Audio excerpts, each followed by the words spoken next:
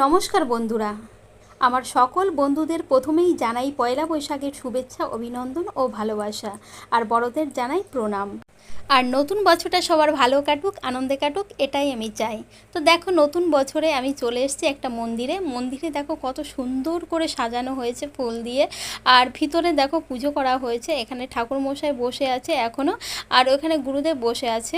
তো এখানে যারা পুজো করে তারা এখানে আছে, সাইডে সবাই বসে আছে। তো নতুন বছরে পয়লা বৈশাখ মানেই বাংলা সালের প্রথম দিন। এই দিনটি বাংলা কেন, ভারত, বাংলাদেশ, সব জায়গায় এই দিনটিকে নববর্ষ হিসেবে হিন্দুরা পালন করে থাকে। আর এই বাংলা সালের প্রবর্তন করেছেন মোগল সম্রাট আকবর, আর তার শাসনকালে প্রথম পয়লা বৈশাখ উদযাপিত হয়েছিল। আর পুরো চৈত্র মাস ধরেই কিন্তু চলতে থাকে বর্ষবরণের প্রস্তুতি। শুধু বর্ষবরণ নয়, আমরা চৈত্র মাসে আরেকটা পুজো আমরা দেখতে পাই, সেটা হচ্ছে বাসন্তী